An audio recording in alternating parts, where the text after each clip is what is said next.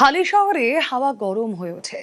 মমতা বন্দ্যোপাধ্যায়ের গাড়ি ঘিরে বিক্ষোভ আর পাল্টা বিজেপির প্রশ্ন, মমতা মুখ্যমন্ত্রী থাকাকালীন কি হতো? তখন তো কথায় কথায় আক্রান্ত হতো বিজেপি।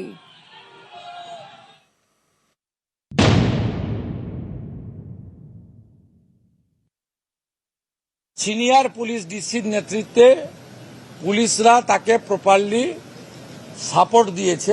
পুলিশ তো এত বড় অ্যারেঞ্জমেন্ট করেছে দেখলাম, যেটা তো উনার পাওয়া, উনি এখন ওই ক্যাটাগরিতে পড়েন কিনা সন্দেহ আছে।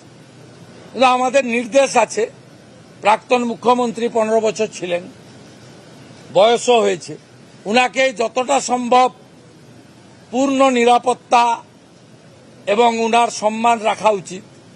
সে কাজ পুলিশ করেছে, পুলিশ কিছু খারাপ কিছু করেনি। রাজ্যের বর্তমানের মুখ্যমন্ত্রী প্রাক্তন বিরোধী দলনেতাকে উত্তরবঙ্গে জীবন্ত গাড়িতে পুড়িয়ে মেরে দিচ্ছিলেন। গণরোষের শিকার তৃণমূল কংগ্রেস, তৃণমূলকে তৃণমূল মারছে।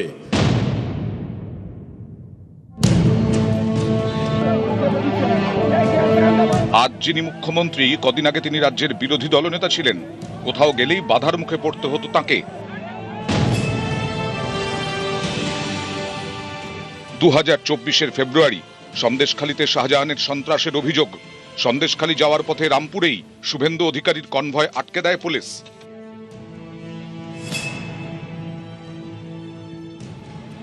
আরজি করেন নৃশংস ঘটনার প্রতিবাদে নবান্ন অভিযান। পার্ক স্ট্রিটেই আটকে দেওয়া হয় তৎকালীন বিরোধী দলনেতাকে।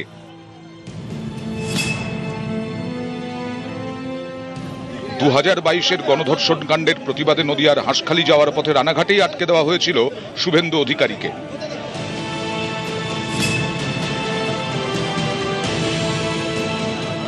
2023-এর অগাস্ট খেজুরিতে বিজেপির সভায় যাওয়ার পথে শুভেন্দুর কনভয় আটকে দেয় পুলিশ।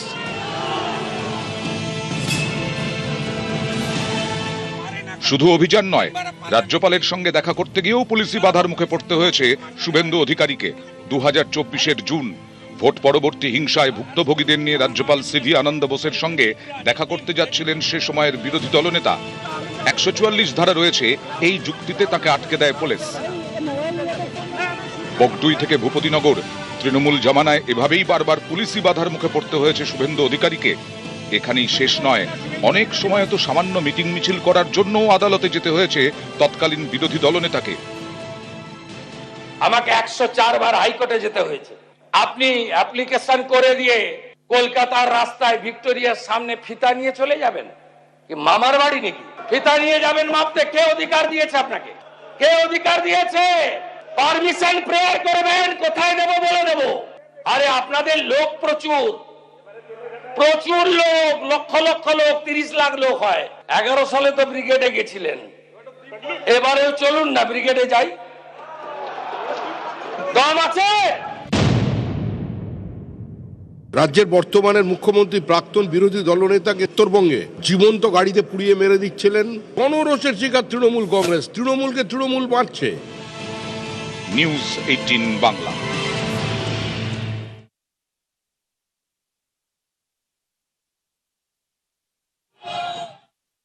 ছবি তরজা, অর্জুন কুণালের তরজা তুঙ্গে, দুজনেরই এক্সপোজড।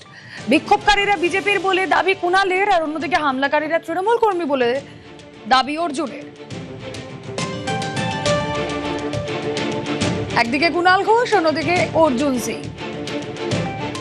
দেখতেই পাচ্ছেন কুণাল ঘোষের পোস্ট, ছবি পোস্ট করে তিনি বলছেন যে বিজেপি কর্মীদের হামলা। অন্যদিকে অর্জুন সিংও এক্সপোস্ট করেছেন, তিনি দাবি করেছেন তৃণমূলের হামলা।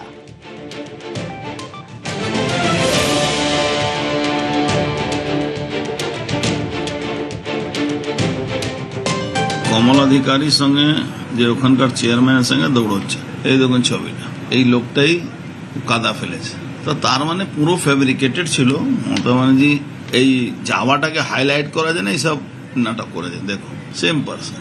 মমতা ব্যানার্জি যে ওই শকুনের মতো লাশের রাজনীতি করেন, এটা বাংলার সব মানুষই জানে। ওখানেও করতে গেছেন, কিন্তু ভারতবর্ষের ইতিহাসে এরকম একটা বিরল ঘটনা, বিরোধী দল করা লোক যদি কোনো সমস্যায় পড়েছে, তার বাড়িতে সরকারের পক্ষে মুখ্যমন্ত্রী সরাসরি গিয়ে তার সেই বাড়ির লোকের পাশে দাঁড়ান। মাননীয় মুখ্যমন্ত্রী একটা নজির সৃষ্টি করেছেন।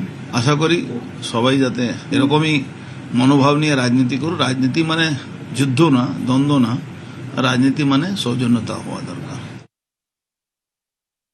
মমতা ব্যানার্জি অভিষেক ব্যানার্জির পেছনে ঘুরঘুর করা ঋতব্রত এখন শুভেন্দু বাবু বা আপনাদের পেছনে ঘুরঘুর করছেন, ওই ছবি দেখি আপনি কি করবেন? অর্জুন সিং যারা পুরনো ওদিকে ছিল তারা হঠাৎ যদি আপনাদের পার্টিতে যায় তা তো পুরনো ছবি কিছু থাকতেই পারে। আরে অনেকগুলি লোক ছিল, একটা ছবি দেখিয়ে কি বলবেন? বাকিগুলো তো একদম স্ট্যাম্প মারা বিজেপি, ওখানে জয় শ্রীরাম স্লোগান দিতে দিতে এই সমস্ত কাজ করেছে। বিজেপির কার সঙ্গে কে যোগাযোগ সেগুলো তো সমস্ত এই লোকগুলোর পরিচয় ঘাঁটলেই বেরিয়ে যাবে।